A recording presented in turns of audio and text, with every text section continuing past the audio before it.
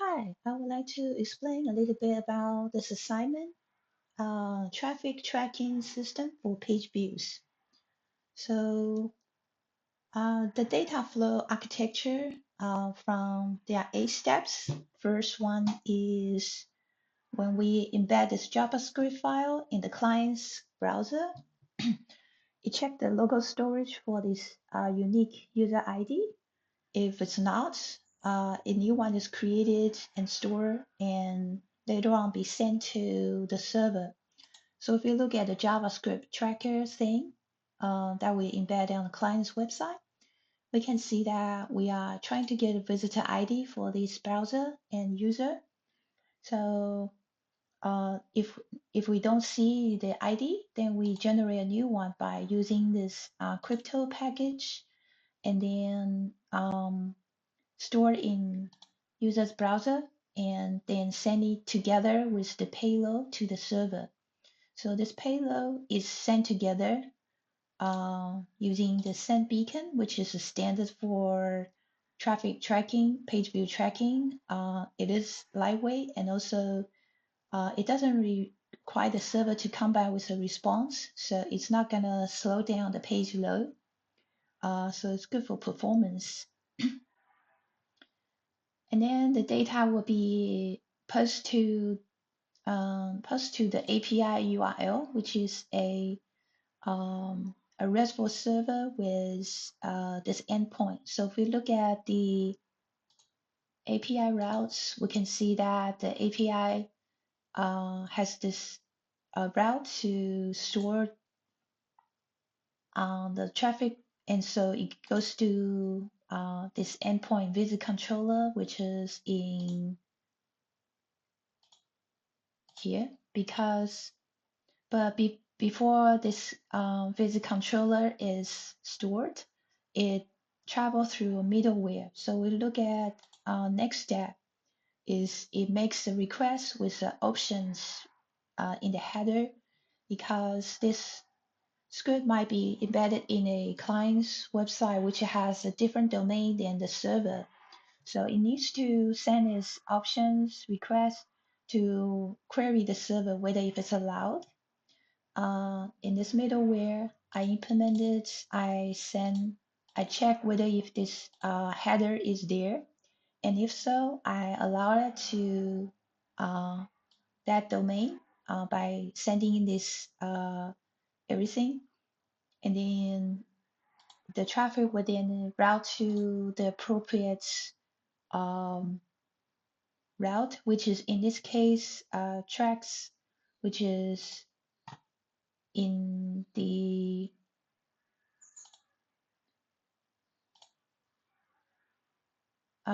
as which is in this controller, and it goes then to the visits repository, which is the database layer for doing queries, and then it creates the visits into the database and this is kind of for hygiene of the data so that it's not gonna inject some dirty not so good values.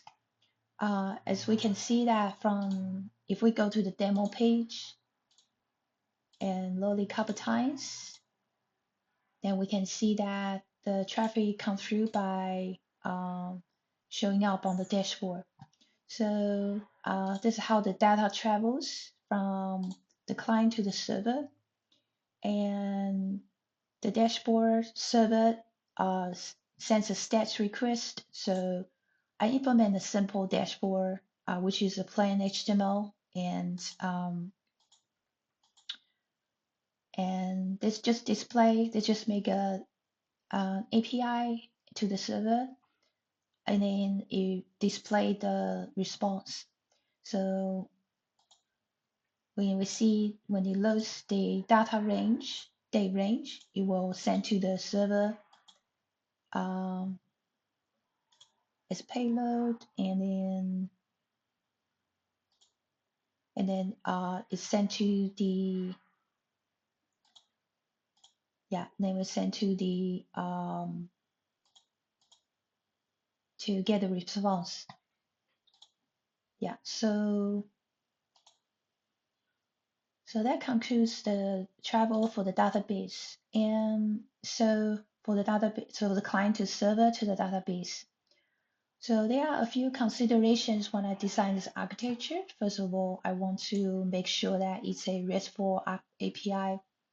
This is for the simplicity of for the simplicity and scalability. So this allows for stateless client requests where the server would deal with the client without kind of having to remember a piece of information in between the requests, and so that different load can be separate from different servers. And to impose idempotency, we could design a dedupe window which will count unique visiting. We have like maybe say 2 seconds, maybe within the 2 seconds we have like that counts as one rather than two, and that would prevent the duplication from happening. And cross configuration, as we talk about, we need to allow for browser to send the request even if it's a different domain. And next is API versioning. So when we see this when we see this route, we can see that each API will have a different version. So if the server changes an implementation, the client can upgrade it accordingly. And then the next is similar idea is the database migration implementation is that it gives you this version number so that the future migrations can be keep track of, so that application will know that it needs to upgrade itself. And page load handling, same beacon that we talked about. It's not going to slow the page down. And then I need to make sure that also the code organized into MVC architecture, which separate the database handling, view handling, presentation layer, and the business logic are separate. Finally, we can implement a rate limiting strategy to make sure that we don't overload the server. So we can do this by caching using a Redis, or we could use an API gateway to so like separate the gateway, separate the traffic from to balance the loads. And this will be very important using the RESTful architecture so that when the server request will receive a request from the client, it's not gonna have extra information on the requests.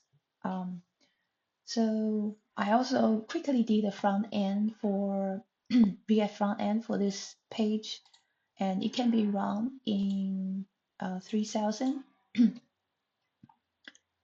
So this is similar. This is the same as the quick plain JavaScript version, and this will be so like a modern way to implement the front end, and it's routing it's the same thing. It does the API call to the server, and then it's so like using a use query to cache by the key and the date range, so that it's not going to make unnecessary trip to the server, and it will display on the client. So that concludes my presentation for this implementation, and thank you so much.